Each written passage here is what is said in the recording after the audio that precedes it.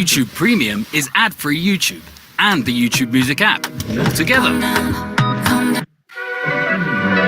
Suena. Ya. Seperti anak itu. Oh, apa lagi Pak?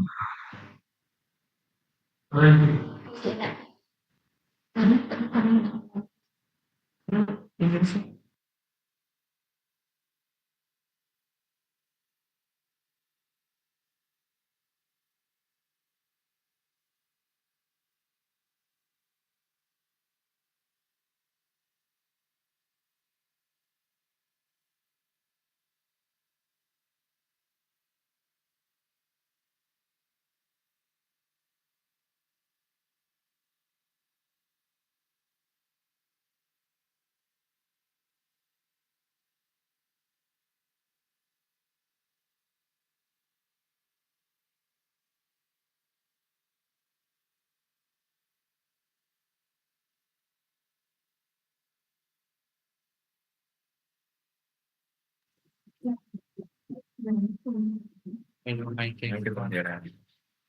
Mic test. Speak to speak to speak. Ini देखो.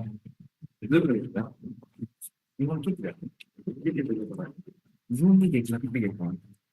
Zoom देख ले. Hello, hello. Hello, mic test one. Mic test two. Fix it. Oh, ini tuh guys, ini.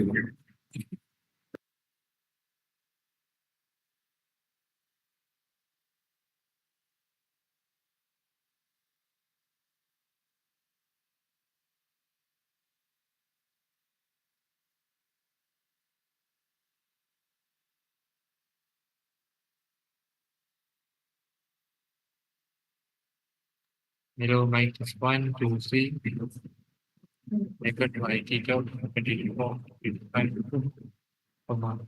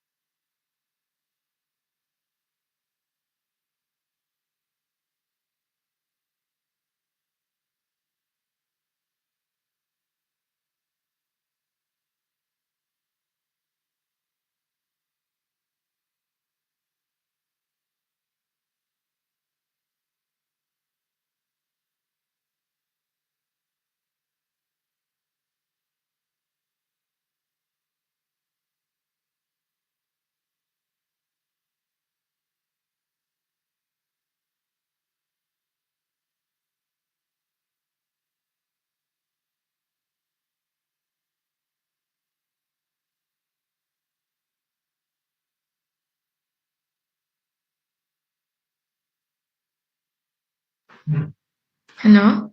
Yeah. Okay. Okay, go.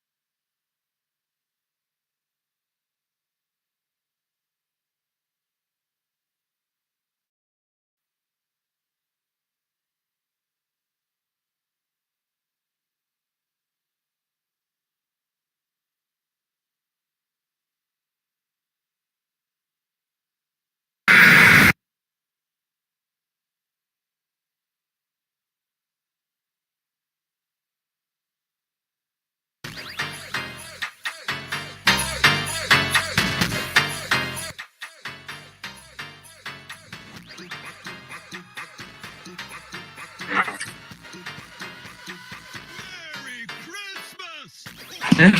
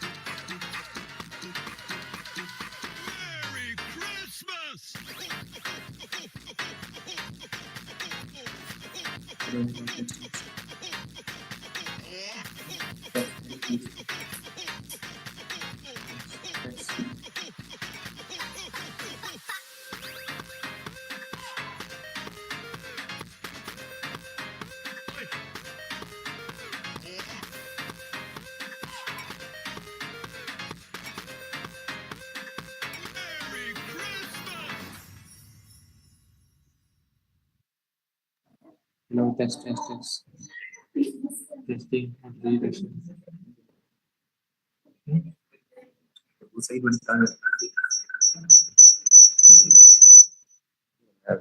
Hello, test. Slow. Hello. Hello.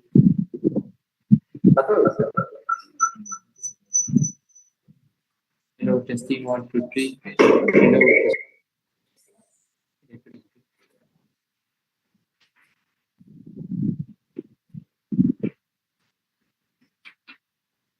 Hello, test.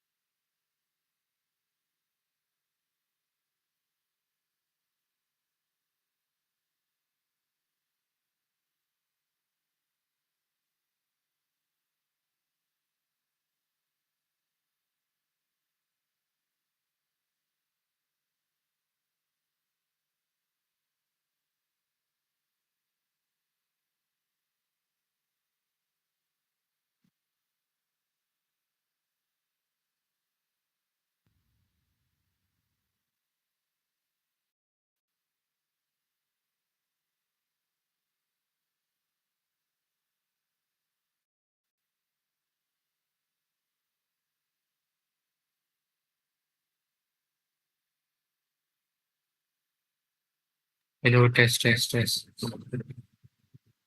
Testing point. Okay, clear.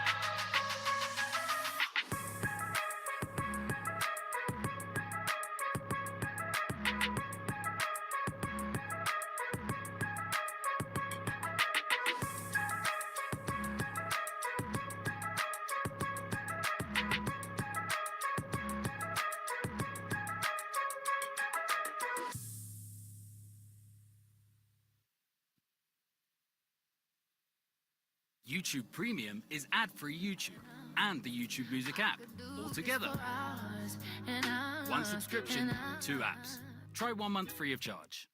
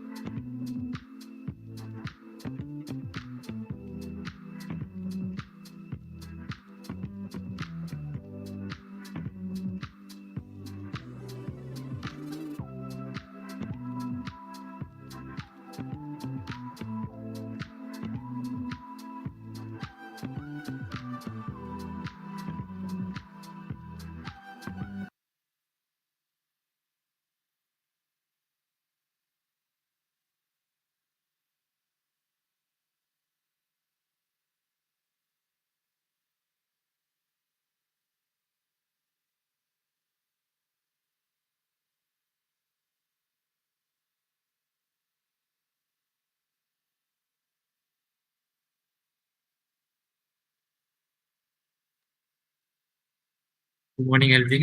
How are you?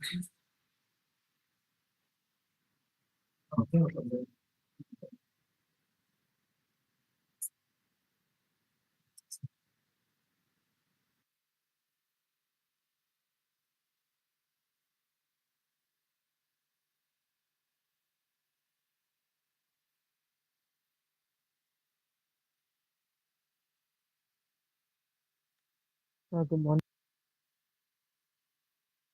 Yeah. Can you hear me? Yes, Okay. I can hear you. Okay. So I think we start in 10 minutes. Yeah.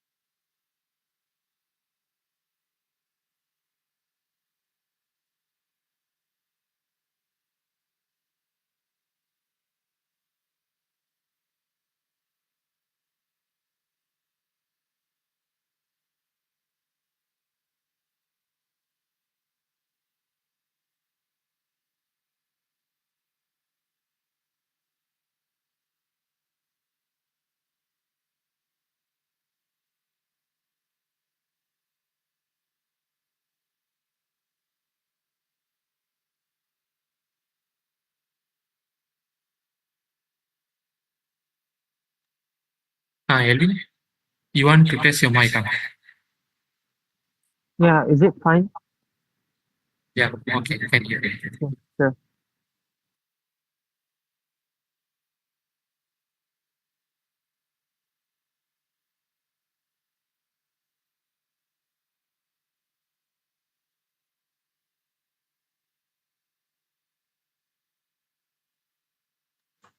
No, mic test 1, 2, 3.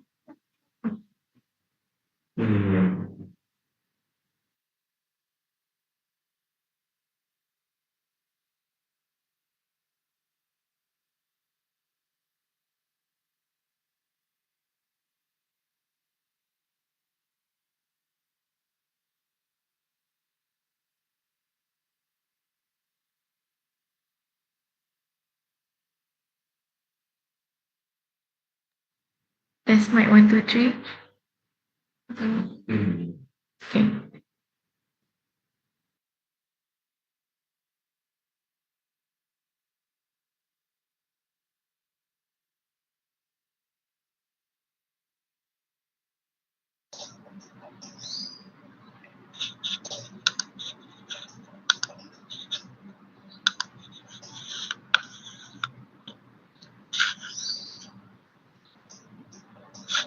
Hello, Mr. Fauzan. Good morning. Hello, good morning. How are you, sir? Good, good. Thank you very All right. much. So we start in few more minutes. Yeah, sure. Let me, you asked me to change the background, right? Yeah. Let me find that.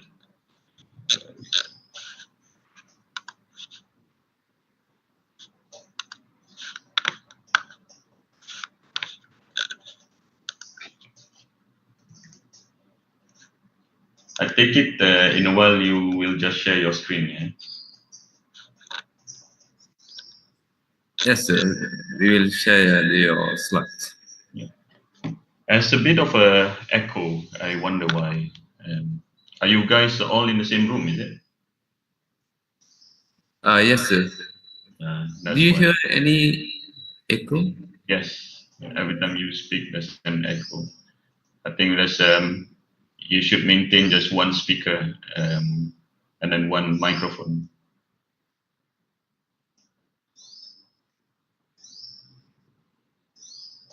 Test mic 1, 2, 3. 1, 2, 3. Okay. Yes, I can hear you. Yep.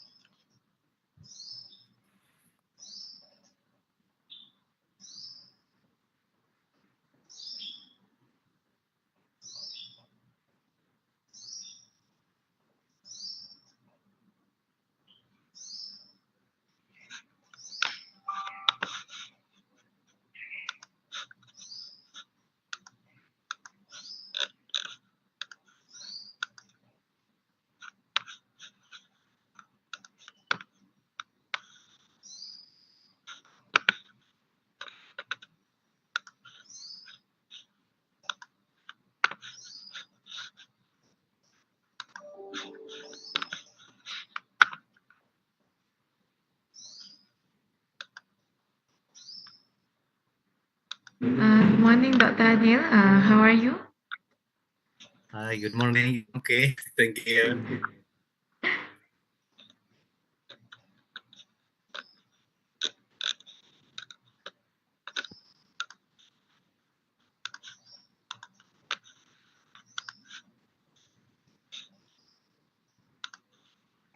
Success. Yep.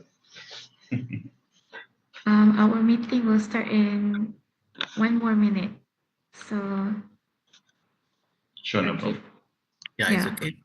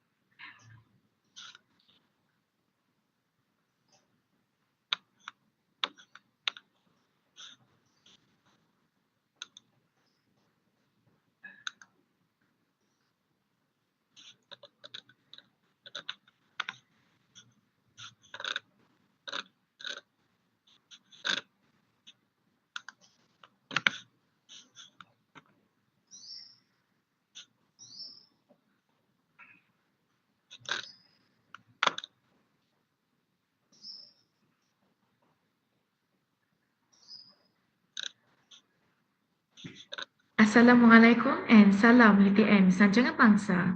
Good morning, everyone. We truly appreciate your time and enthusiasm in being part of this event, which is designed to inspire, inform, and influence through insightful discussions about engineering and technology. My name is Nur Yasmin Yusra, and I am honored to be your moderator for this session. Let's begin by briefly introducing the purpose of today's event. This is the IET Talk, an initiative by UTM IET on campus to connect students and professionals, fostering knowledge exchange in the fields of engineering and technology. It's not just an event, it's an opportunity to gain insights and to be inspired by our distinguished speakers. Now, you might be wondering, what is IET and why does it matter? The Institution of Engineering and Technology, or IET for short, is a global organization dedicated to advance engineering and technology for the benefit of society. The IET was formed in March 2006 by a merger of the Institution of Electrical Engineers, IEE, and the Institution of Incorporated Engineers, IIE.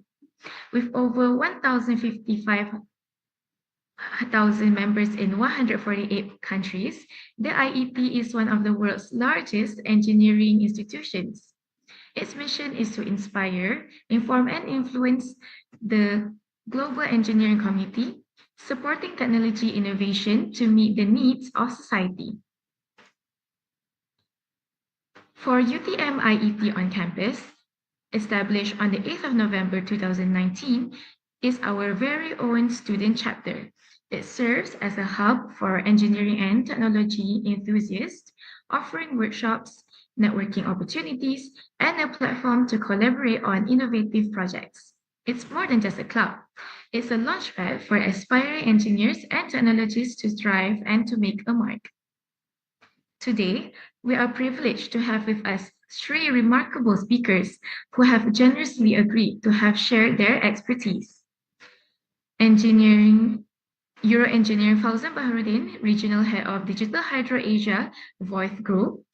Euro Engineering Technologist Associate Professor Dr. Adil Alisai Al-Ghifi, Strategic Partnership and Innovation Officer, CRC Care Australia. And Mr. Lee Meng Yang, Vice Chairman External of IET Young Professionals Section Malaysia. We are deeply grateful to our speakers for their time and willingness to guide us on how the IET is relevant today and how it can help us shape our future in engineering and also technology. We will open the floor to Q&A sessions after every speaker, so feel free to ask any questions and typing them in the chat. Without further ado, let's dive into the heart of the program. Our first speaker is Euro engineer Fauzan Baharudin, Regional Head of Digital Hydro Asia at Voice.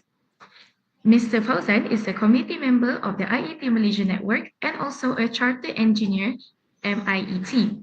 He graduated from University of Southampton in 2008 with a master's degree in electromechanical engineering. With extensive experience in the electrical and digital industry, he has honed his expertise during his career journey, including his time at Petronas. We are thrilled to have him share his insights with us today. Mr. Fauzan, the stage is yours. All right, thank you very much, moderator, Ms. Yasmin. And thank you very much to UTM, IET on campus as well for hosting this event. Also, fellow speakers for the day, Dr. Adil and also Alvin, for joining us this morning. Of course, I'm very honored to be invited to this event and session today. I've also actually I want to make it a bit more casual as well, just make it open because I think we will have a Q&A session later on. And the purpose of this session is more on getting to know IET better, right? So rather than is one-way session just about me talking and preaching to you about IET, we're very open. I think the whole idea is for you to get to know IET better and how IET can help to grow your career journey later on. So that's the topic today, my journey, just to share my journey with the IET and how it has helped me in unlocking the career growth, right? So as mentioned earlier, my name is Yurin Fauzan Baharudin, European engineer Fauzan Baharudin. I'm a chartered engineer since 2015. And maybe next slide, please. Thank you.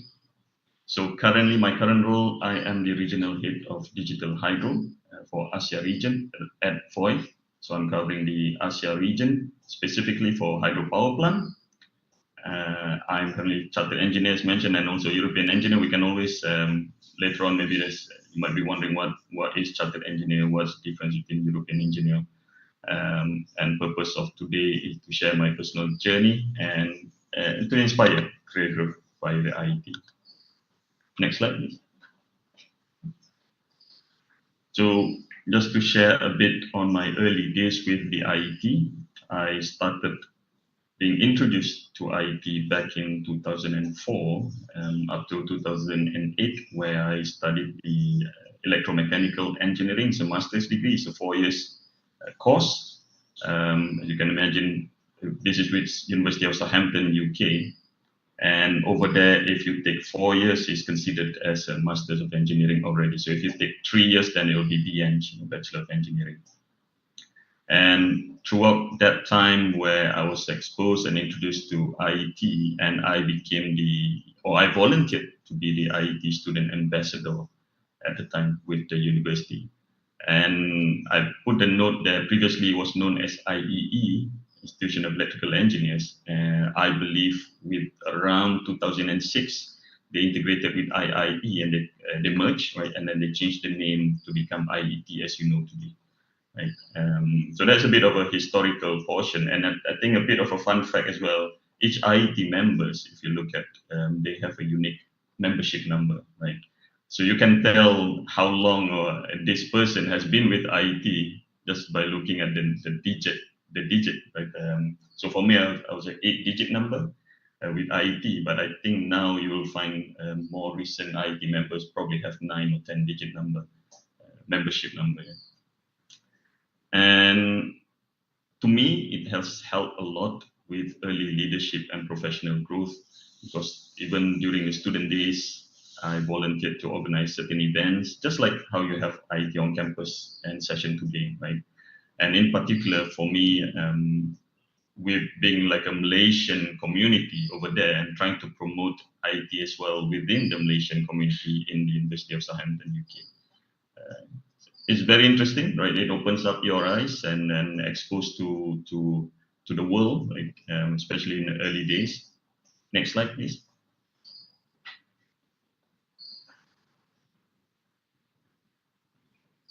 Sorry, next slide. Yeah, okay, thank you. So that's when in 2008 I graduated and I landed my first job with BP in the UK. In fact, just to add, during my third year of study, I did a summer internship with BP, and I really believe that my involvement with IET helped me really to be offered that internship job. You know, it's a 3 month summer internship with BP, and then I was offered a conditional offer straight away, even though I've not finished my degree at the time. So subject to I getting a good results, the job is there already pretty much. Yeah. So I would say when, of course, you have to go through interview session and all that. So your exposure, right, during the interview session, you say, you know, your involvement, you're doing volunteering within IT help as well, on top of your academic results. Yeah. And after graduation, throughout my career, so this is now me pushing through the professional experience, right?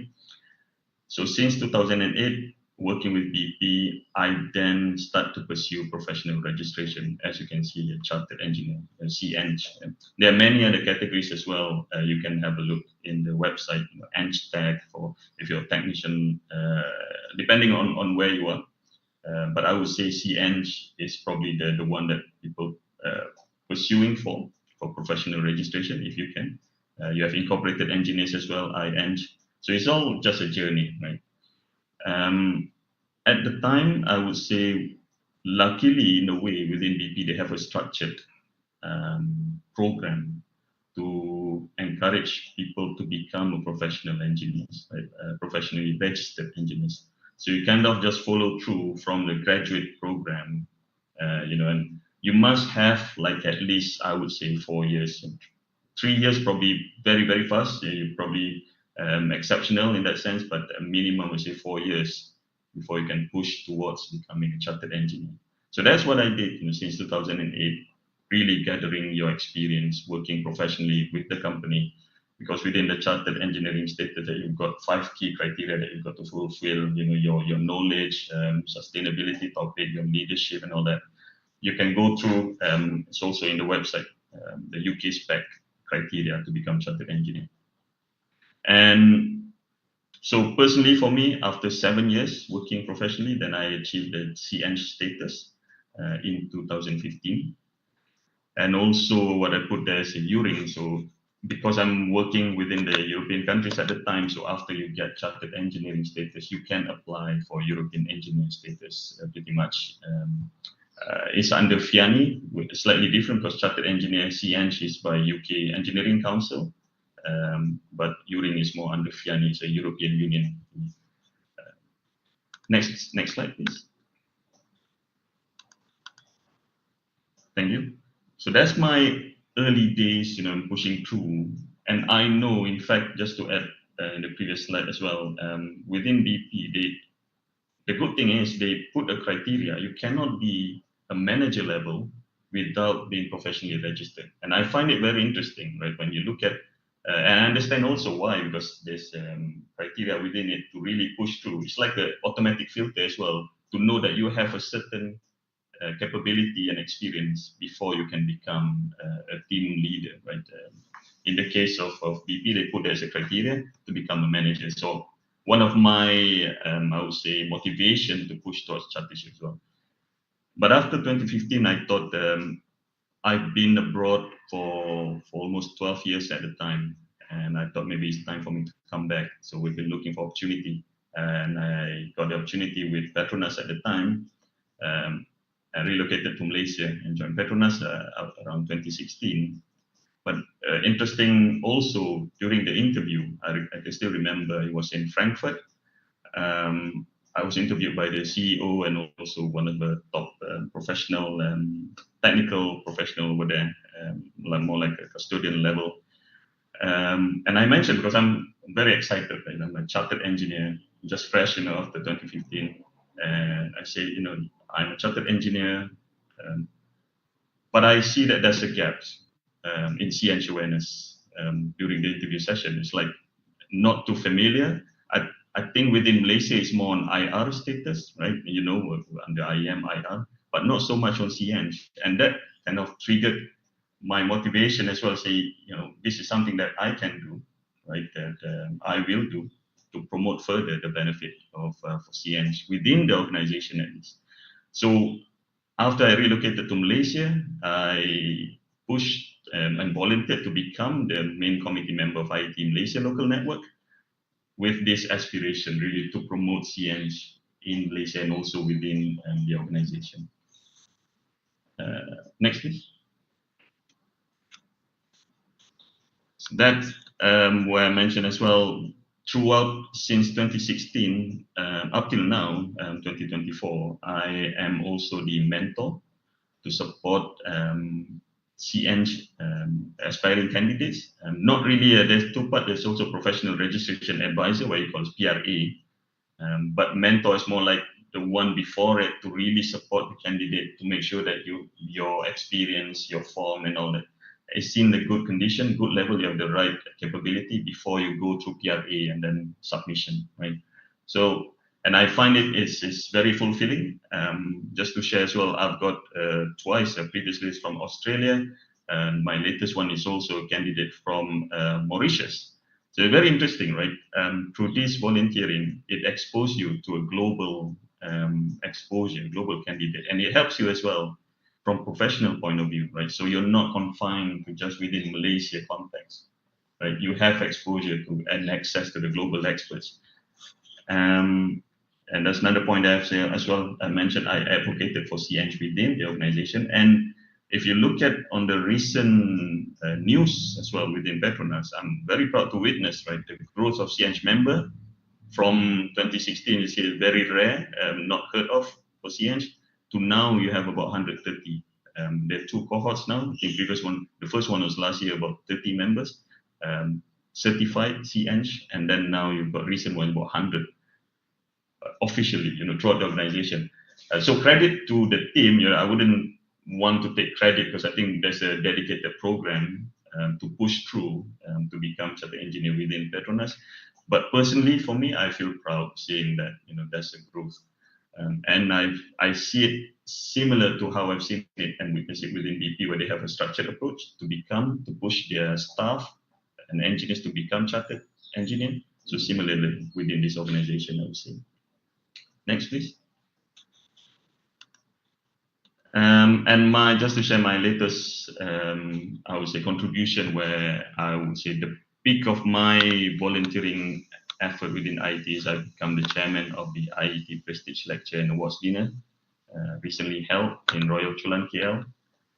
And I've also, throughout my volunteering as a main committee member with IET, I've organized professional events and technical talks within Malaysia, and also help again just to help raise the profile of IET and CNH in Malaysia.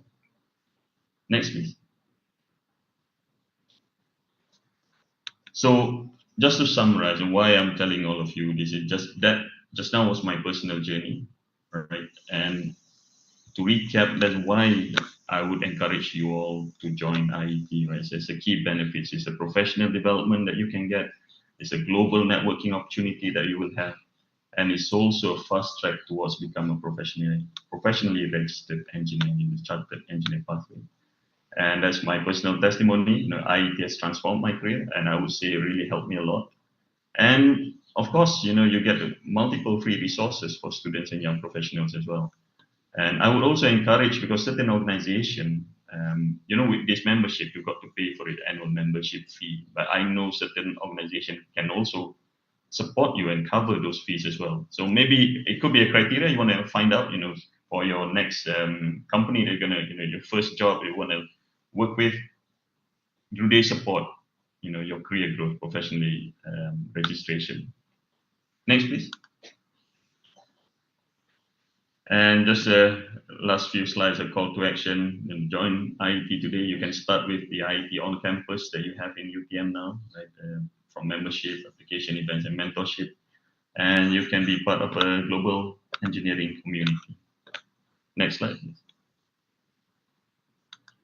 That's it. Thank you very much. That's from me. Thank you very much for attending the session. You can connect with me on LinkedIn and just find Fauzan Baharudin.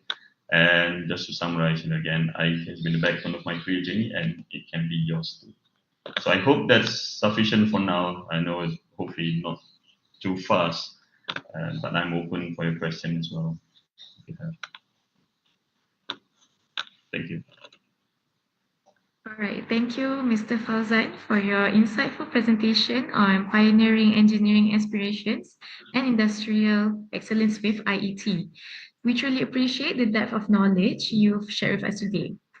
Now we would like to open the floor for Q&A session. For all participants watching via live stream, please feel free to ask your questions by typing them in the chat box. We will be selecting questions and directing them to Mr. Fauzan for him to address.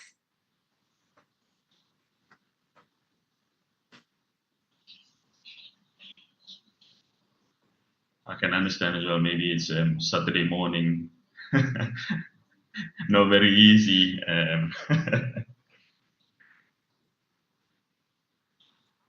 Even though it's Sunday morning, Doctor and Mr. Fauzan, we still have questions. So the first question by Poon Wan Xuan, she's asking you, in what way joining IET can provide advantages in enhancing resumes? Right. Good question. Now, for me, it depends on your aspiration, right? I'm sure all of you have your own vision already, which company you want to work for, right? Where you want to go. I would say if you're aiming for global or international companies, IET has a global brand already. It's established long time already, and it helps you a lot, right? Within Malaysia, I would say the branding, the name is growing. Now, as I mentioned earlier, just now, even large organization like Petronas is adopting it. I can feel already soon, other GLCs might be following suit as well, like TMB, and you will see this grows rapidly. And there's a huge demand, and in fact, I should mention as well, to join IT as a student member, I think you get a discounted rate as well to help you in your early career, right? If you're a student, you get a special rate. And then, of course, you become the full member of IET. There's a slightly different rate, but you get the full benefit. And once you become a chartered engineer as well, there's an additional fee for you to retain the membership. Now, you got to balance, and the way I see it is you also have to do your own research, right? Find the knowledge at your own pace. The information is there on the website, and you just have one of the reason I would say is if you find somebody that volunteers or also become a member of IET, if I'm the hiring manager or if I'm the HR, I would see that this person has go an extra mile, to do a bit more research, to do a bit extra, rather than just following what the normal mainstream does. That's my own personal perception, anyway, and it helps add in your CV, in your resume. Maybe give you a bit more upper hand compared to other candidates, right? So that's my perspective. All right, thank you, Mr. Fauzan. Second question, I'm also wondering this. What's the difference between chartered engineer and also Euro engineer, and what are the benefits? Yeah, actually within European countries, it's more like a passport. It's more like a license. If you can just Google, you'll find out within FIANI, it allows you to work anywhere within the European countries, right? This is just additional title within it. I would say maybe within Malaysia, it's not so much applicable, right? It's just that I applied it back then when I was in the UK, and still young and just keeping my options open. Right? Maybe I can work in Germany, in France, and that helps me as well. to land a job within European countries. Yeah. But then I got relocated to Malaysia, but the title remains. It's just an additional process. It's not that difficult as well, and I would recommend. Even in Malaysia, I know my friends as well already a chartered engineer in Malaysia, and they push to apply for European engineer status as well. Maybe they have aspiration to work in European countries later on as well. That could be an option. It's just an additional process. You've got to submit the form and then went for a short interview. Within 1 year, you can get it. All right. For the third question, how big was it, the shift for you from transitioning working in the United Kingdom to Petronas Malaysia? Interesting question. My last location before I moved to Malaysia was in Edinburgh. And when I first joined Petronas, it was in Kerteh. So you can imagine the transition from Edinburgh in Scotland to Kerteh in Terengganu. There was quite a gap, right? Not so much for me, actually, it's more for the family, right? To get used to the different culture and things like that. But in terms of professional culture, right, the working culture, there is definitely a gap. I would say in international companies, you will find they give you a bit more empowerment and trust, even though you're a young engineer, which I quite like. I quite enjoyed it. It really pushed you to the limit of what you can do. And I think in Malaysia, there's a bit of various level of hierarchy. It's more of a stakeholder management skills that you need to have to push you through within the organization. But you will learn this anyway as you go through your career ladder. It's not something that you can learn at school or at university. I would say it's more of a soft skills thing that you have to go through it. And the more you volunteer, right, the more you join these events, technical talks, the more you talk to other academics, other professional industry members within IET. When you join this event, you can ask all these questions. Then it helps you to speed up, I would say, familiarization when you join any company later on. Hope that answers. I think it surely does. So for the last question from YouTube Live, someone is asking, what is your best experience when you were or are joining IET? Thank you. When I think various level, I think two parts of this. When you join the IET the first time, as a student, I think it helps me.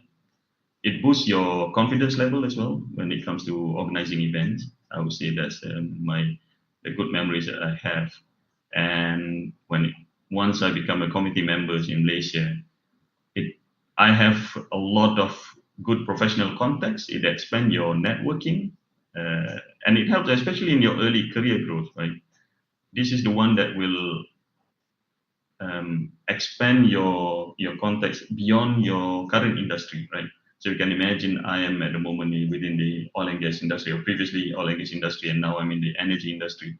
But through IET, I know a lot more now academics, even in the telecommunications industry, rail industry. Is very interesting, and I think it's a good part because I enjoy networking anyway. So that's the main thing for me, one of the key value that I gain and I like about joining IET. All right, those are all the questions from our live chat. Thank you for everyone that submits the questions.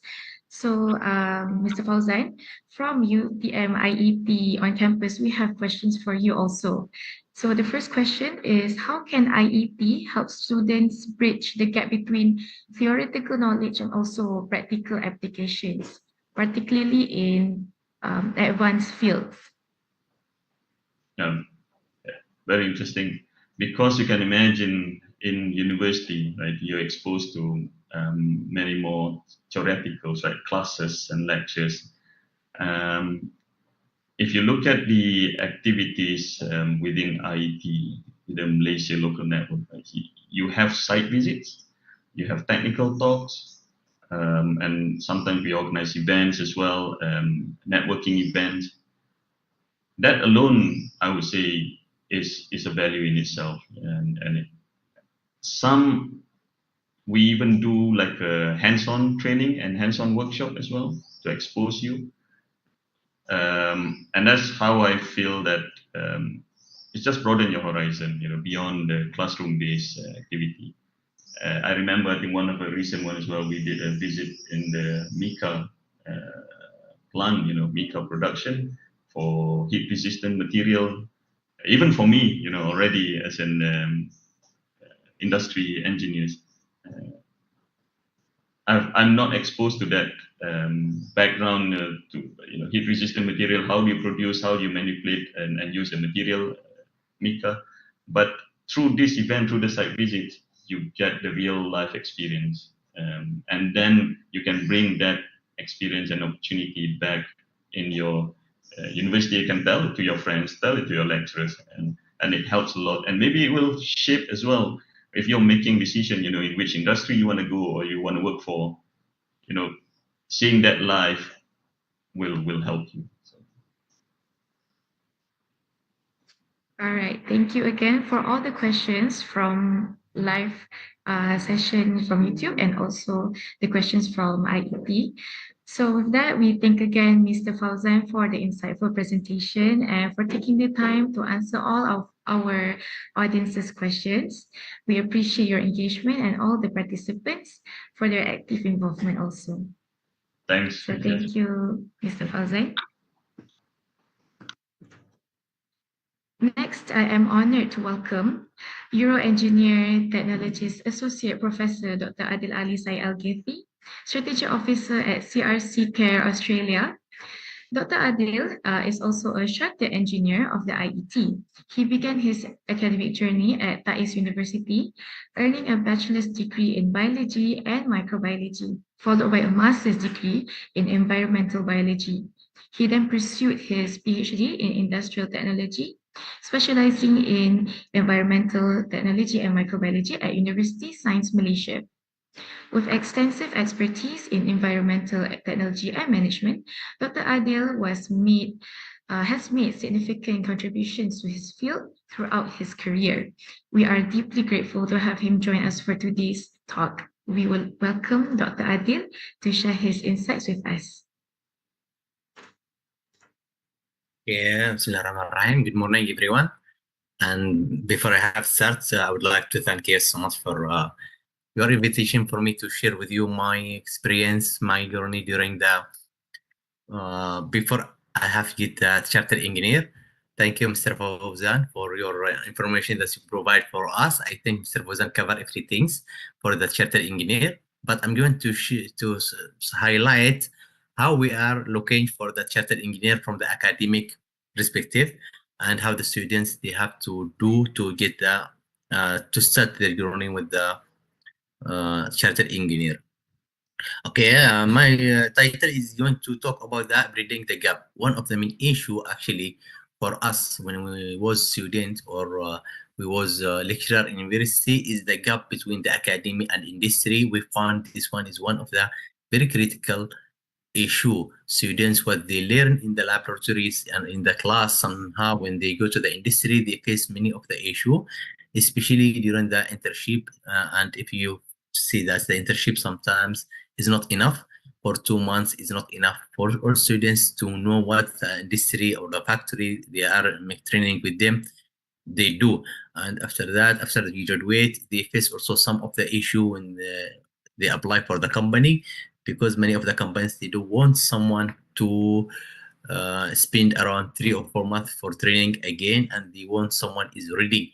And somehow during our study for 3 years or 4 years as engineer, we have our knowledge, but sometimes we don't know how we have to highlight or accredit our knowledge, because certificate actually from the university only is not enough with the high competitive with many of the applicants from different universities.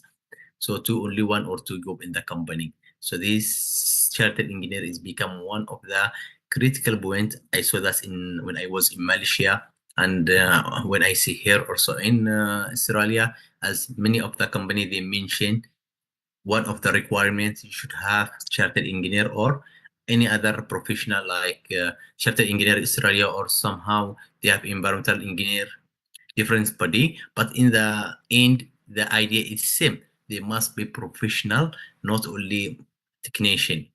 So let's see. I want. Can you make the next one? Next slide, please. Welcome. Next one. Okay. So I will start my presentation to ask the students: are we really ready to work in the industry? If I have finished my degree ceremony for convocation today and I get my certificates, do you think that you are ready to go to the industry direct, or you are scared about to go to the industry? You don't have enough confidence to go to the laboratory or to give your idea, your opinion about any issue related to the environment, or for example, yes, I'm talking about environment, this is my area. If someone asks for your consultant, can you give the consultant with high confidence or with low confidence? This is one of the many critical that I face when I graduated from my university. My degree is not in engineer, but my degree is in applied science. So we are working not to design or something, but we are looking for monitoring, for evaluation, and for the analysis assessment. So we are same. We go to the industry and give our opinion. But many of the times we are not sure if we are right or not. We need someone to guide us.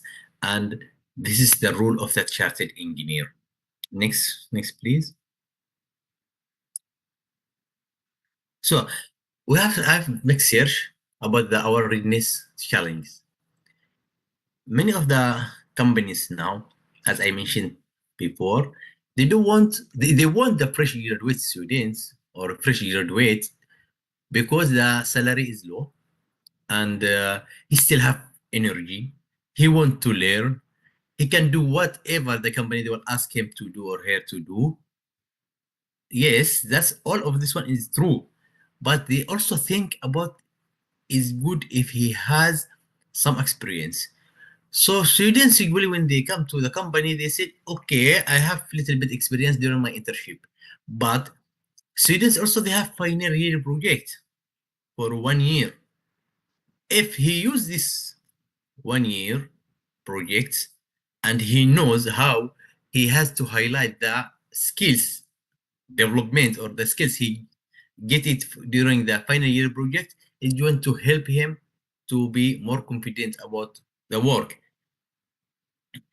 This is one of the main issue in terms of education, because usually we send our students to internship and they apply for so many companies, and many of them they don't have vacancy or no position or no time for them to make training for students. So at the end, if the company they agree, they are going to do like only 2 months. And many of the company they don't like to involve those students to the core work of the industry. They just ask them to do like any management work or somehow.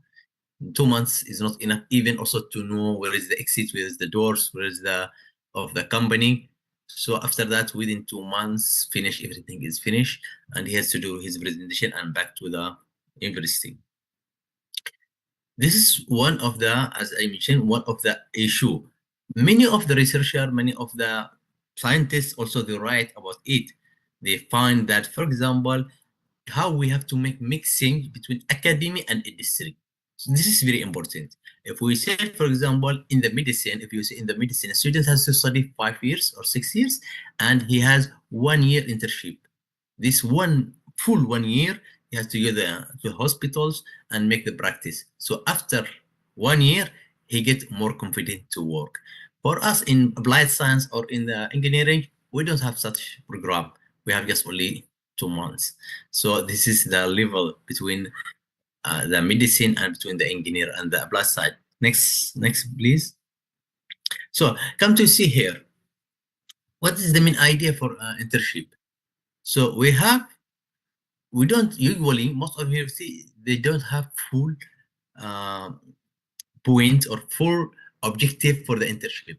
So they didn't define the objective very well, and they didn't develop the plan for the students, what they must get from the internship. This is one of the weakness of the internship, but the issue is not coming from university, the issue coming from the industry, because usually industry, they are working outside or in different way with the university. And most of the university, they don't have strong collaboration with the industry. Industry, they are business budding, and they are not looking for education or training for others. But if there is some of an internship or some of the collaboration between the university and industry, of course, this will help. Like, let's say, for example, Petronas University, they have very close with the Petronas, and this is why they graduated from Petronas, they get more chance to work, especially in the Petronas, for example.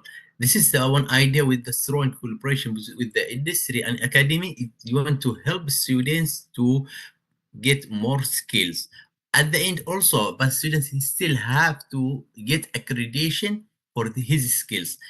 The certificate you will get from the university is not enough to tell you that you are professional. They are going to say in the certificate you have studied for 4 years. Okay, are you professional or not professional? It's depend on you. You have to find somebody to accredit your skills. That's not listed in the university certificates. So here, for example, we said there is define of the objective, develop the plan, assign the work, offer the mentorship, provide training, and foster inclusion. Many of the factors or steps that we can do. All of these steps is impossible to do it within 2 months. 2 months is very, very low times. Next, please. So I usually ask my students, what do you want to be? You want to be technician or professional? There is, in the company, there is 2 types of the peoples. Someone is technician. Technician, he has to go to the laboratory and he has to collect samples and analyze and write the reports. Okay, the focus is low. It's not necessary to be high skills or high has degree or master. Maybe diploma is enough. Here in Australia, technician, they can have only 6 months training after secondary school, and then he can go to the training. And if he do want to continue, that's fine. Within 10 years to 15 years, he is going to be senior, supervisor, senior, or monitor, whatever. So his salary is going to increase. But if you want to be professional, you have to study more. The companies is depend on the type of the company. Some company, they are looking for technician. They are not looking for a professional. Need someone to do analyze and write the report. Come 8, finish by 5. Operating, for example, machine, analyze samples, collect samples, technician. Nothing else. No training is going to give for the technician. Professional, he has his opinion. He can provide consultant. He can develop any project he work on. He can lead a project. Professional need high education, need or has more responsibilities, and they have more roles, and the path is more. He has CBD. He has to do training every year and study every year, at least 40 or 50 CBD accredited hours, continuous accredited hours. This professional, he can get it through the chartered engineer or any other body, but I mean chartered engineer is the most famous. So if you want to be technician, you can do like a technician, but you have to know what is your position after 15 years. Maybe same position, but if you are a professional, maybe after 15 years you will have your own your company, your network, your business. And this is what here in Australia encourage people. They don't want, or they don't encourage the people to work like technician or to work like staff or employee. They encourage us to have our own business, to be professional. This is the good things, because we are going to pay more tax. We are going to, but you have your own business. That means you are professional and you are not dependent on someone else. Next, please. So I just want to share with you overview for my journey. I have graduated 2003, and for 4 years I worked like technician in laboratories. At that time, I want to go to the industry, but I'm not confident about my skills. So it's been 4 years in laboratory, technician laboratory, focus on the applied science. I have no contact directly with the industry. After that, 2008 and 2011, I became a laboratories manager in other university. At that time, yeah, I started to make contact with industry because I have to design the laboratories, I have to buy chemicals, glassware, I have to do something, and I lead team. And I found this one. That means even if I spend more as a laboratories manager, no more position I'm going to update it or promote it to be. Maybe one position or two position and stop.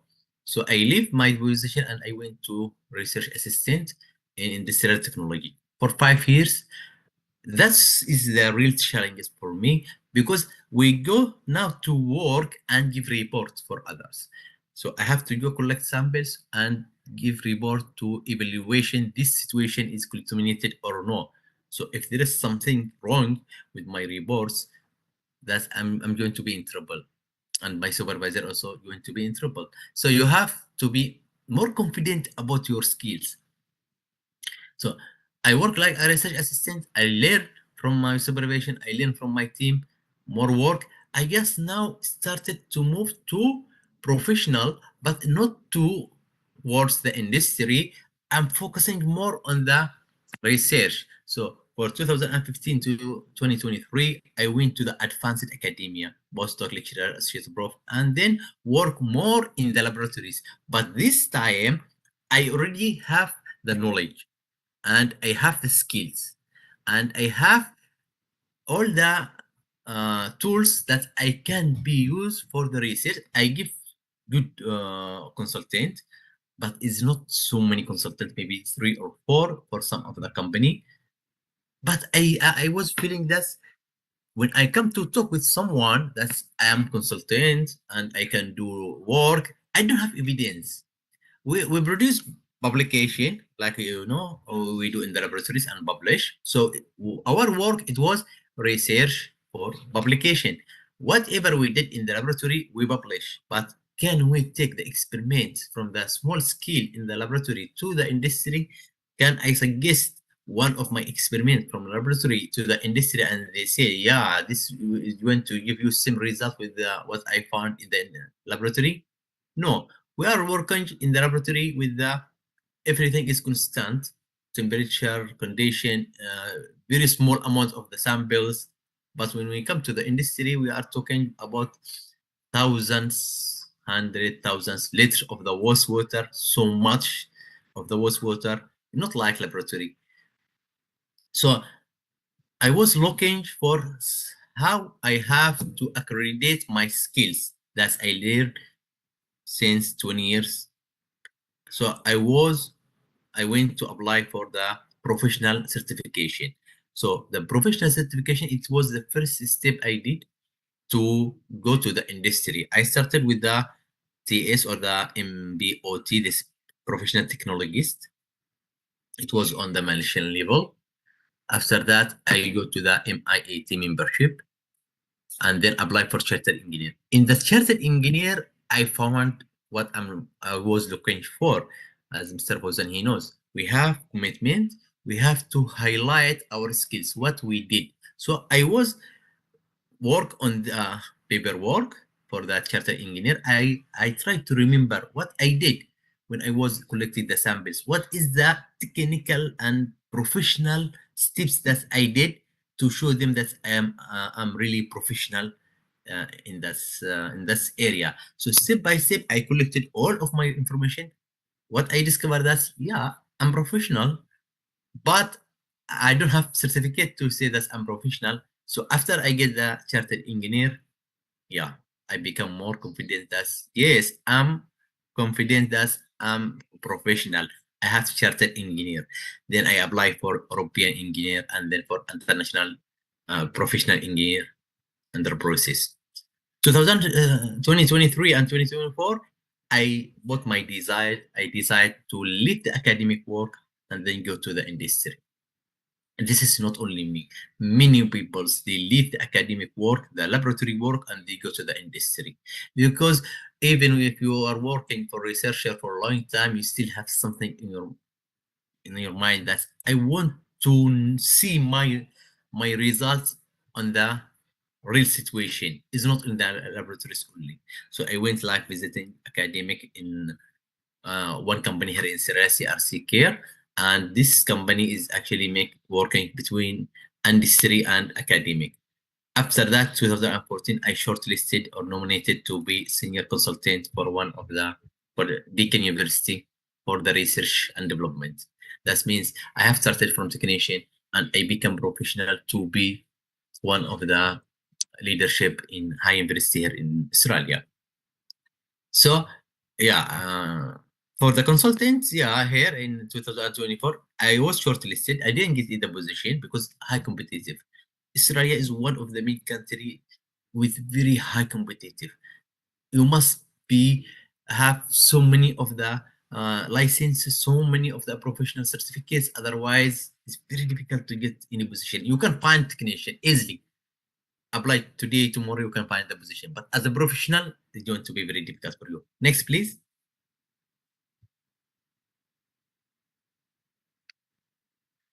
So the question it was for me, why I delay in getting that chartered engineer? As Mr. Fauzan, he said we need at least 4 years, but for me, I spent around 20 years. Chartered engineer is not necessary for you to be engineer. For example, for me, I'm not engineer, but chartered engineer, they have many of topics were applied. Civil engineering, construction, water, all the elements. For me, I was delayed because I lack the confidence. That's I was worried if I'm really ready or not. And I focus on the academic research. I discovered after 20 years that academic research only is not enough. I must go to the industry. And late professionalism, it is become like for me is my target. So I get it. I think it's not delay, but yeah, I get it on the time. So what is the lesson from my journey? Number one, you must think about the professionalism from now. Don't spend 3 years, 5 years, 10 years after that. Think about that chartered engineer because one day to 2 day late or 1 year, 2 year late, the process to get a chartered engineer is become very difficult because high competitive become. And you have to think about the industry. Australia, for me, I work 20 years in academy and then I go to the industry. Australia is different. They spend 10 years in the industry and then they come back to the academy. So they come back with high professional. Next, please.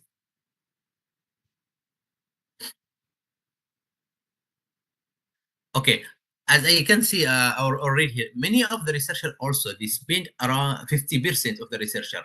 They work within 10 years, they work in the academy, they work in the research. After that, they leave the research academy from university and then they go to the academy, to industry. Industry work is flexible, no stress like academy, launch contracts, high salary, commitment is less with the academic.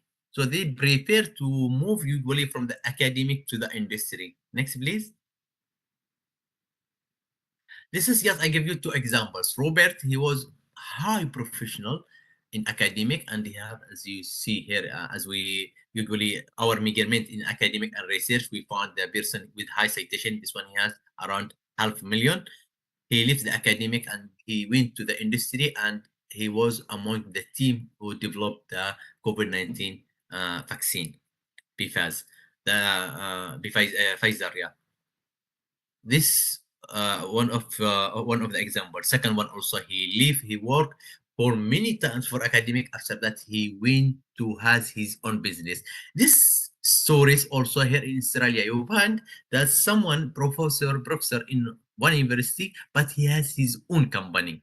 So he has to use his affiliation for university as affiliation, and he has his own company. As you can see, he is the CEO and founder. So they can make their own business or consultation for others. Okay, next please. So yeah, how chartered engineer helped me to be or to give me the confidence. As I mentioned to you, I was a professional, but I didn't truly know. I don't know that I was professional. So when I came to apply for chartered engineer, number one, chartered engineer is global accreditation. So everyone know about chartered engineer. So when I have this title after my name, that means give me recognition for the expertise. That's I'm expert, and they give me also identity according to the name, and also they enhance the industry readiness. So just after I received the charter engineer in 2021, I think I become more confident that yeah, I can work with the industry now. It's the time for me to go to the industry and work with the industry. And also, don't forget that with the charter engineer, every year must have attend many of the training the workshop training courses to make renew. So that means it's compulsory for us to learn. And this is what charter engineer also one of the positive things for charter engineer. So we are to work with the we have to get more training every year. Next please. Let me just give you brief idea about my current company. My current company is the CRC Care, is one of the largest company here in Australia. We are working in terms of the research and industry. Our idea is simple. We have to go to the industry. They have so many problems with water, wastewater contamination, soil contamination, air contamination.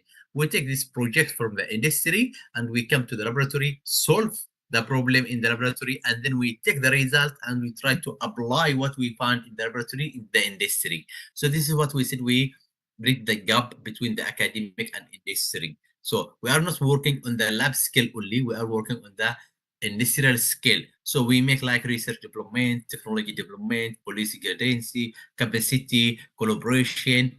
Yeah, next please. Yeah, this some of products that we design in the lab. So we are working in the laboratory, design some of the products. These products become commercial products, and we sell to the others for other company to make like rim scan technology. They can give you all of this one is like sensor. So you have to put the instrument in the water, and you are going to receive the data every maybe 1 hour or 2 hours to your computer and analyze the data. So you will find that is something like help in terms of the monitoring or assessment frequently. Next, please. Thank you so much for your give me this time and share my journey. You're welcome for any more question if you want. Thank you, Dr. Adil Al-Ghathi, for the enlightening talk on tracing career pathways and industrial professionalism. We are truly grateful for the knowledge you've shared with us today. At this point, we'd like to move on into our Q&A session. If you have any questions, please submit them through the live chat once again, and we'll select a few to ask Dr. Adil.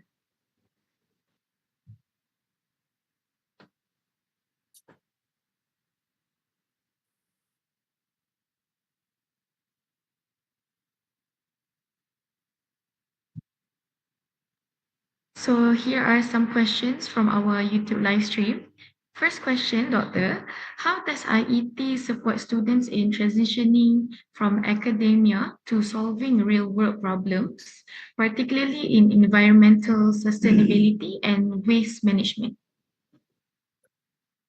Yeah, students, they can do like consultant for the environmental issue, because at the beginning of our work, usually in the laboratory, we are working with with very small amounts of the samples.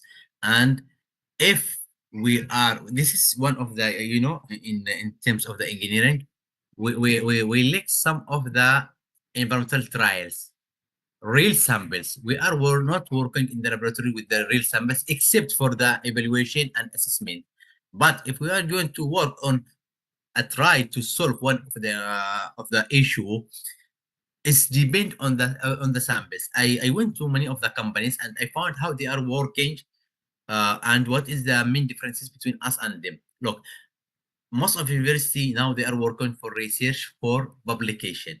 They are working on simple samples and they are analyze the data and then go to publication. Companies they are not working like that. They are working research for innovative.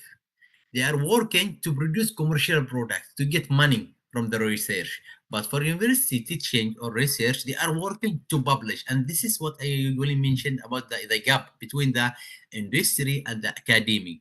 We must work for innovation. It's not for publication because the innovation is the source that will help university to have more commercial products and then get more income for the university. Students, they can do it if they are working with the real situation in the industry, not only with the any topics. Many students during the final year project, they are looking for simple issue because they want to finish quickly and they go to the collect some of samples, water or whatever and make evaluation and stop. But if students really want to solve issue and know with the industry, he has to plan early with the first semester of the year 4 to discuss with company or to find company and try to work with them. Even if he didn't get anything at the end of the year, is not that big issue.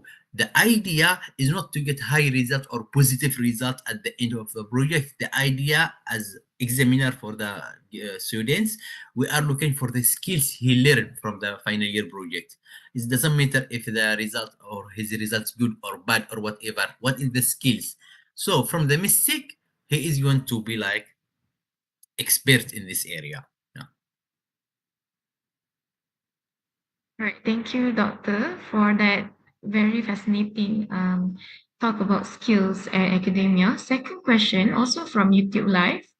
You stated that your career started as a technician and now nominated for senior consultant position at a renowned university. So, looking back on your journey, what do you consider the most valuable lesson? Yeah, look, one of the main things in Australia, they build up. What I mean, if you start your journey as technician and apply for a different position, they are looking for your current position. If you are a technician and you apply for technician, you will get it. If you are a technician and apply for professional, they will not give it to you. Okay, for my work, I have work from the technician and then research assistant, and then I become consultant, supervision, associate prof. I left all of this one and I go to the our current company CRC Care. I work like partnership, strategic, for officer. Yes, strategic partnership and innovation officer. This is the position they help me to be nominated or shortlisted when I apply for senior consultant in the Deakin University. In the university, they told me they are working to build more network with the industry. They want to be very close with the industry. They want to have some projects so students graduated from university, they can get easily go in the industry, and they want industry to come to university to get this consultant. And this is the point that I found. According to my current position as a partnership, this is very important title. Partnership means more communication, more innovative initiatives with the industry, more discussion. Even also when we do in our company last year, one of the largest conference here in Australia, for 1 week we made it. We didn't focus on the research. We invitation and all people's coming is from industry. They didn't come from the university. This is the my position. This is why I was nominated. And then I didn't get it, yeah, but it was a chance for me to understand that I'm in the right way. So if I continue like researcher here in Australia or senior lecturer or whatever, very difficult, high competitive, and salary is not like industry. Industry is better. The leadership work, I think, is better than the technician. Technician need physical work. Leadership work, consultation work doesn't need physical work. It's need to sit on your laptop and think about the project, and then have both the strategy for others, discuss with others, make meeting with others. So day by day, your idea and your knowledge is going to be more and more. Technician is very narrow pathway from the started until finish, maybe 30 years, same pathway, nothing else. Right, thank you again, Doctor. For the last question from the YouTube live session, the person is asking you, as someone who is also active in club communities, but also does project-based competitions, which of these experiences would the engineering and technology industry value more? If someone, if you can get position and mix between academia and industry, this is high level. Is very good. Yeah, if you can make manage your time to be academia and at the same time have projects with the industry, this is very high chance. If you want to focus on the industry only, it's okay. But as we are equally started our study in the university, we usually have something take us to the university. We want to go back to continue or to study my master, study my PhD. Many of the students, they feel like that after 10 years or 5 years from their graduate. They want to back to university to study master and PhD. Students that they studying degree and they go direct to master and PhD, usually they want to go to the industry because they are feeling that they are not experts. They don't have confidence like me. I was not having high confidence to go to the industry. The best way is what? If you graduated and then you go to the industry 5 years, 7 years, and then you back to study to take your master is very good strategy. So during the year fresh, you have high chance to get more experience from the industry, back to get your master from your university, get connection between the academic and industry. Within next 5 or 10 years, you will go up quickly. This is the idea. The mixing is better than to focus only on academic only or industry only. All right, thank you again, Doctor. So, unfortunately, that's the end for our YouTube live session questions. But also from Mr. Fauzan session, we from IET, UTM also have a question for you. So, our question is, what role does organizations like IET play in addressing global challenges like pollution reduction? And how can students actively participate in these initiatives? It's question to me, yeah? Oh, no. I was addressing that because same as Dr. Fauzan from the questions, YouTube Okay. also Dr. got, Adil, and also from IET. Yeah, So for, actually, yeah, I think it's very interesting question, students usually, according to my opinion, Mr. Bosan, he said students, they need at least 4 years, or everyone has need at least 4 years to get chartered engineer. I also spend a lot of the time before I get that chartered engineer. What is chartered engineer they are looking for? They are looking from us to highlight our points. So if we summarize what we did in the final year project, and every year you are working in the industry, you write or drafted your strength point. This is very, I think is going to be very important to apply for chartered engineer and to have projects. Chartered engineer, they need from you one project, as I know, one project. Explain this project, how you lead this project, technically and informational. If you are the leader, if you have team, how you lead this team, how you spend the money for this project, and how you did the reports, and how you do all things, only one, even also simple projects. So this is why I usually ask for students, if they started from the last year of the study, final year project, they are going to cover at least one project. They said, for example, if we said if I'm in university and you ask for my consultant, I will make this final year project for students as a project. They have fund, and they have team, and they have technical. So end of this year, they will have all the elements necessary to apply for chartered engineer. After finish the fresh graduate, they can apply for a membership. After membership, 3 or 4 years, they will be ready to get that chartered engineer. So where I encourage all the students to focus more on the professionalism or professional certificates more than the academic or research. Academic or research, so many they are working on academic or research. But let's say 10 students or 10% of students they will go to the research, and 90% they are going to the industry. So we must focus on the 90%, not only on the 10%. Yeah.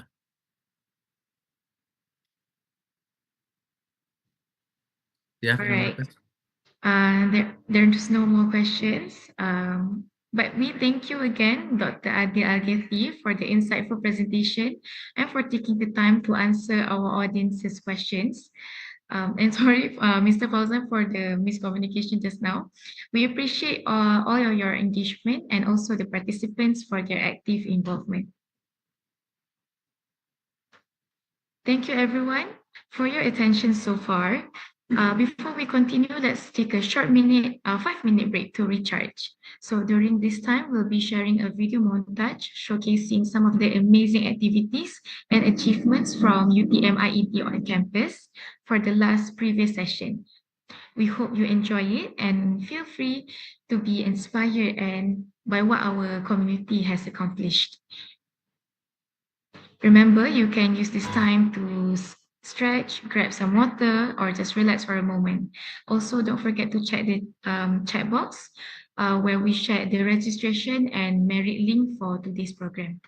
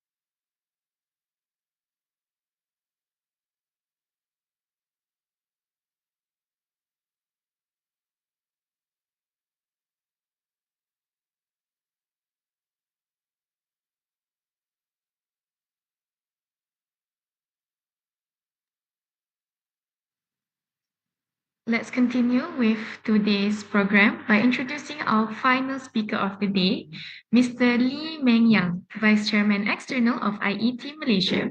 Mr. Lee graduated from University Malaysia Perlis with a bachelor's degree in mechatronics, robotics, and automation engineering.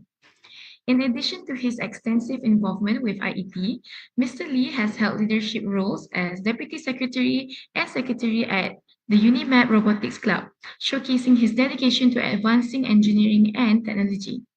We would like to express our gratitude to Mr. Lee for joining us today and sharing his experience. We welcome Mr. Lee to share his insights with all of us. Yeah, thank you, Miss Jasmine, as the moderator, and thank you thank you TM on campus for inviting me for this session. So for my presentation, I will be discussing on my student journey in the IET, and also I will share part of my organization, a small group under the IET, which is the IET Young Professional section. Yeah. So next slide.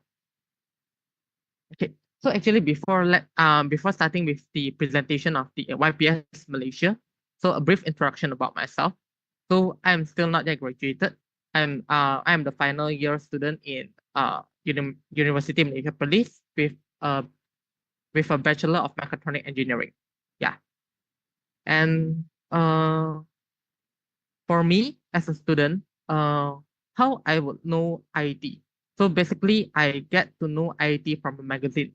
Like I actually take a look at my magazine at a magazine which situated in my house because my sister is also a chartered engineer. So after then, in my university life, when there is an EGM meeting, then it is shared in the WhatsApp broadcast group. Then I found it. Then I feel like I would like to join.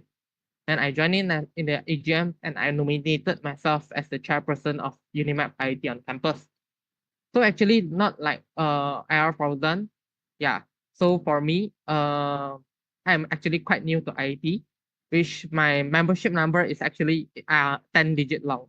Yeah. Okay. So for IET, once I join in as the chairperson of Unimap IET on campus, at first I feel like overwhelmed because IET is such a large organization, and Unimap alone is actually quite a good student club actually. Yeah, it has quite a history because I think it has been established since 2018. Yeah. Okay, then next goes for this IET member.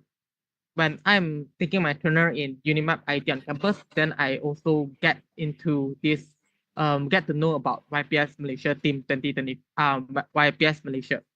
So what is YPS Malaysia? So YPS Malaysia is actually a youth branch of IET Malaysia local network. So it actually consists of members of below the age of 35.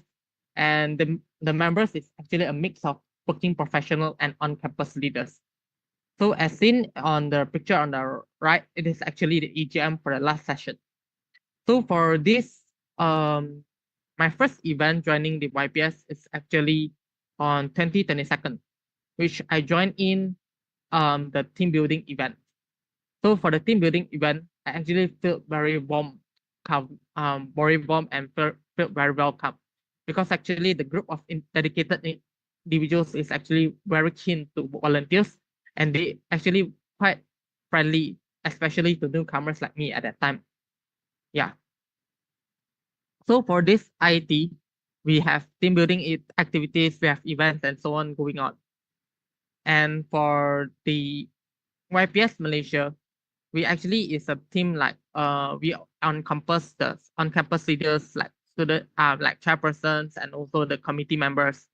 So we actually discuss about like what events that we usually conduct in our university, and we also held like monthly meetings so that we can discuss like what should we be doing next to promote more students into joining IET and also to promote volunteering. Yeah, next.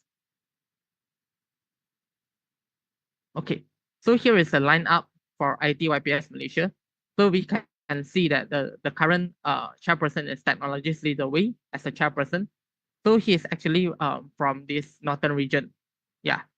So he is a working an individual, and alongside him is technologist Daniel Wong, the vice chair, and he is also own and startup in southern region, which he actually helps those with disabilities on working on the walking can. Then me myself as a vice chairperson external, which I communicate with other on-campus leaders, and um, this lineup is actually quite amazing because previous year we didn't have such very like to volunteer kind of team, which for this year we actually have full lineup of committee members from all on campus. So later on, I will share on the on campus in Malaysia. So proceed to the next slide. Yeah. So actually we have 16 active on campus in Malaysia. And according to the lineup just now, we actually composers of Northern, Central, Southern, and also East Malaysia. So we also including East Malaysia and also East Coast. So for us, the on-campus, we have composed from those in private university and those from the governmental universities. So in Southern region, which also include UTM IET on campus and also Southampton University on campus and also UTHM IET on campus. So next slide.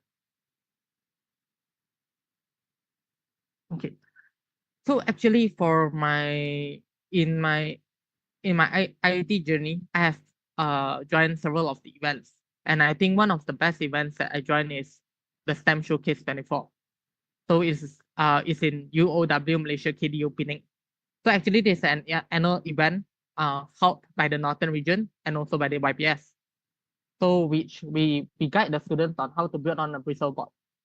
So what sets apart IET from the other student association is that IET, they basically let you build on your connections, build on your relationship with the industry professionals and also from academicians. And also IET is a multidisciplinary engineering institution and it's a global oriented where you can take advice no matter you are pursuing for academician roles or industrial roles. And for this event, it's actually not only for the committee of the Unimap IT on campus as well. For those volunteers from the on campus, they also can join in as part of the volunteer. Then they volunteer and get a group of students, primary students and also secondary students, in which they actually get the skill sets needed for to live into the industry, and also to promote volunteering and also to get more be interested in STEM educations. Yeah, next slide. Yeah. So during my tenure in YPS Malaysia, I actually conducted one of the events, which is the site visits to Dell Technologies and Emilus Corporation. So this is actually held in 28th and 30th June this year, which is a 3-day 2-night stay in Penang. So I actually approached the industry leaders to let us have a site visit there, and we also visit Tech Dome Penang. So for my tenure as a chairperson in Unimap IT on campus and also the YPS Malaysia, so I get a lot of information, like I get to expose to the industry, I get to connect with those industry leaders so that I can keep up with them and know what I should be doing next. So like it is a leap of my journey. So to what you may know that IET is an a voluntary organization. So there is a payment, but not necessarily like you need to have all the payment to get all the IT benefits, because you can also join in as volunteer. But with the payment and also the fees, you will get all much of the benefits, like the magazines, which is the top of that, because it can really enlighten your journey. Then the next thing I would like to mention is that from IET, we have actually a website on career manager, where you took note of your with your career development and your journey. Like you can take note that which technical visit you join, what project that you do, and it is all counted as part of your CPD hours. Then the CPD hours is used for transitioning yourself from a student to a working professional, in which it actually helps with chartered engineer position. So from there on, you actually no need to actually no need to wait for your graduation. Only you can prepare for your CVs and so on. And you actually already are preparing it when you join it as part of an active volunteers in IET. Yeah. And next slide. Just like what we used to do in the UOW KDU Penang, actually we also do it in the island, which is in Hanjang High School. So this is another picture showing the volunteers doing the activities there. So for IET, the benefits of a student member is that you only need to pay one fee for a duration of 4 years, which is quite worth it, I think. Then at the final year, when you would like to transition into the professional membership, right, you actually will get a promotion on that, which I think is definitely good going. Then other than these events that is more on educational oriented, I also actually joined like blood dinner and also annual like the Prestige Lecture Award dinner. Yeah. So I actually joined the IET dinner and also the IEEE dinner as part of the committee. So during the dinner, we network and we exchange name cards and we actually get to know like more individuals from different fields. So like for a student, right, you may not necessarily know that what you want to be in the future. Like so, when you are in a dilemma, you can ask like those like what is the current industry going on? Then what can I ask to improve myself? Then what I need to do so that my resume can reflect on myself and how set us apart from the other students, because we know that current the industry nowadays is very competitive. So we the one that sets apart on is how we do more than the others, which we do activities, we hold events, we focus on besides focusing on academics, we also leap into the volunteer roles. And this is all the benefits that you get from joining as a student member. So I think my slides should end here.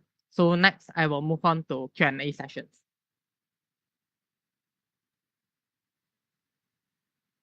Thank you, Mr. Lee, for your fascinating presentation on IET's path from student life to leadership excellence. Apologies for the wrong information just now. Even though Mr. Lee is a fourth-year student, his leadership skills are something to be inspired and looked up to. We are grateful for the valuable information you've provided.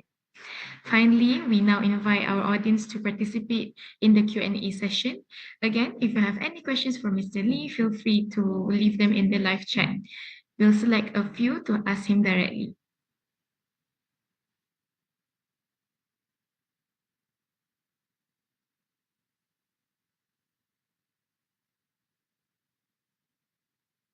So we will start with the YouTube live chat questions. First question, Mr. Lee. As a student and also an active leader within IET, how do you efficiently balance your academic responsibilities with your leadership and organizational commitments? Yeah, actually, for a student, it's actually feel quite challenging to juggling between club activities and also my own academic pursuit. So by that, actually for each student also for each student club, like IET itself, like we need to organize an agenda. Then we need to make sure that the agenda is filled like there is a gap between. Like when we are holding an event, we make sure it is not on study weeks and so on. Yeah, or on busy weeks. So when we organize events, we actually not like all our the work is an individual work because we are a student club, right? So we actually need to delegate work between each other. Like for the chairperson myself, despite the name of it, I still need my team to help me on the event. Like we have different members organizing different events. Like we have actually selected each organizing chairperson for each event. So like actually all in the team can have the exposure to lead on an event. Then it improves all resumes instead of only improve the one that stand above on the top. Then we actually accept all those like suggestions from the team and from the lecturers so that we can provide more to the students. Yeah, I think that answers my question. All right, thank you, Mr. Lee. For the second question, still from YouTube live session. Someone is asking, in your opinion, what makes IET stands out from other organizations? Okay, so for IET, I actually from joining IET because IET is an engineering club. Like we are more on goals oriented. So we actually get more exposures on those engineering knowledge. Like we get to join events on site visits and also technical visits and also resume workshop and so on. Like what is also discussed in the web montage videos during the break just now. Like I think that this alone is set us apart to any other organizations which more focused on like other volunteering roles like that. Yeah. And the other thing is that since IIT is like an engineering club, we actually for this engineering, we have like close collaboration with those other engineering clubs like IMAE and also IEEE and also IEM. So these three clubs is actually well collaborated with each other. And this year alone, I also joined in as one of the delegates from the IIT to sign a memorandum on sustainability in KL with IEM. Then we even have an exchange gift event tonight in with the IEM members. Yeah, so I think that is an quite an exposure for students because you got to be friend with not only your own university students but also with those outside of your university and those industrial leaders and also academicians. And at the same time, which I didn't mention in my slide, is that I also took up the role of Young Professional Committee, which Young Professional Committee is a global position, which I actually serve as the international representative, which I get to know not only those from Malaysia, but I also get to interact with those from overseas. Yeah. Right, thank you, Mr. Lee, again. So that is the end for our YouTube live session chat. However, from us, IET UTM, we would like to ask you personally, what advice would you give to students on how to engage with IET's global community to gain international exposure and also insights into engineering trends? Okay.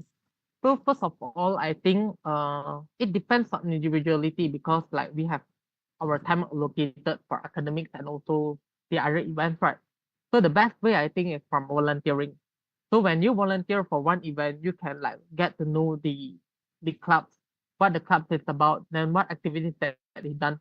If it really truly matters to you and it interested you, you can join it as an active committee members. Then next up, you can join in as leaders and so on, so that you can gain more exposure. So me myself, I also joined in as a committee for the YPS section as well. I didn't join in as started as vice chairperson external. I joined in as committee member as well, which I joined each of the volunteering events, and we actually like I learned how to lead and how to collaborate with others. So like for me, the site visits is actually quite a good opportunity for me because I didn't have such a big event, a 3-day, two nights event before. And from there on, I discussed with the other IT on campus because we have different timing and schedules because we have those from private institution and also from government institution. Our semester break is different, so uh, I need to like double check with them their schedules, and also I need to double check with the site visits as well because we actually have IET Singapore network as well joining us for the industrial visit. So Singapore will be joining. So at the same time, they are working professionals. So they actually prefer on Saturdays for site visits. But you know that for Saturdays, usually company will then agree upon that. But we use our connections, then we actually get it to make it two site visits on the Friday, one site visit on the Friday section and one site visit on the Saturday section. So I think that for a student, when you really when you would like to get the knowledge upon the engineering committee, just join in as volunteer. And from there on, because for every of our volunteer event, we for those outside of the university volunteer event, we actually have those industrial leaders. And there you can ask for their opinions on how you make it to improve myself and so on. Because two of my committee members, one is actually quite shy at the time, that he is not really good at communicating. Yeah, it is quite true, right? For those especially first year, we will feel shy to ask anything. But since this club is very welcoming, and I think he also enjoyed quite a lot of events from just volunteering on one event. Yeah, I think that answers my question. All right. For another question from us, we would like to ask you what is the most valuable resources and opportunities IET provide to students who want to build a strong professional network within the university community? Okay. So I myself, because I joined in after I have quite a journey like from Unimap IT, Unimap IT on campus chairperson, and also from those other position like vice chairperson and also robotic club, right? So like I get attention from the lecturers, and thereby I also give my supports to the institution and give my supports to the universities by letting them to get into on contact with those industry leaders. Like we for each universities and for each faculties, we actually have our own IDP or capstone day, right? Integrated design project. So since I joined in quite a several events in the IET, and I get the name cards of the businesses and I get interact with them, like the site visits, I get their name cards. So like my university request for sponsorships and so on, I will pass it. I will deal with the industrial leaders so that if they can provide support to the institution, yeah. And I think that may answer my questions on how I help my institutions on by having this professionalism in this student society class. And actually, I also think that what I get in IT actually help in my internship journey, because uh when I internship, I actually leverage all the strengths I got from this student club, like the soft skills, the communication skills, the event hosting skills, and so on. So at the time in my internship, I also get the role of volunteering for a technician conference. Yeah. All right. If that's all, thank you so much, Mr. Lee, for the insightful presentation and also taking the time to answer our audience's questions. We appreciate your engagement, and also thank you for everyone who submitted the questions in the live chat. As we come to the conclusion of today's IET Talk 24-25, I'd like to take this opportunity to thank all of our esteemed speakers, Euro Engineer Fauzan Baharudin, Dr. Adil Algeti, and also Mr. Lee Meng Yang, for sharing their valuable insights and expertise with us. Your contributions have been truly inspiring and have sparked very and many meaningful discussions. A big thank you as well to our attendees for actively participating and engaging with us throughout the session. Your enthusiasm and curiosity are what makes the event so enriching. So don't miss out on UTM IET on campus because we have exciting lineup programs coming your way. Some of the highlights including Bite of Brilliance, Future Connect, industrial visits stand for sustainability, and also engage EcoSync. Feel free to take a screenshot for this slide reference and stay connected with us on our social media platforms for the latest updates and detailed information. Now that we are near to the end session, I would like to kindly remind everyone that we are about to have a photo session. I would like to request all of our speakers, as well as everyone in the Zoom meeting who is able to participate, please turn on your cameras. This will ensure that we capture this memorable moment with everyone involved. Thank you.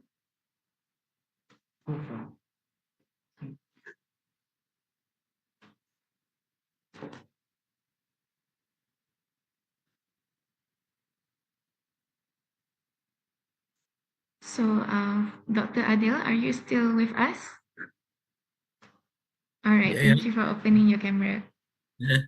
Okay. All right. All right. Well, I think formal picture first. Okay. 1, 2, 3.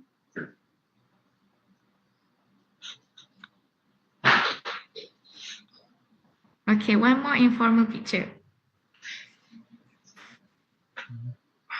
Okay, 1, 2, 3.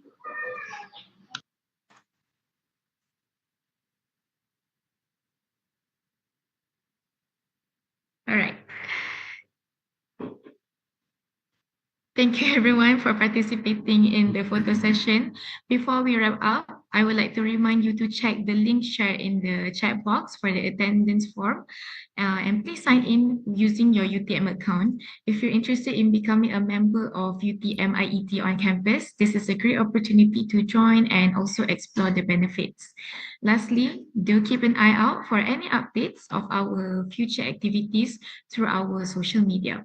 We have more exciting events coming up soon, and we would love to have you join us again.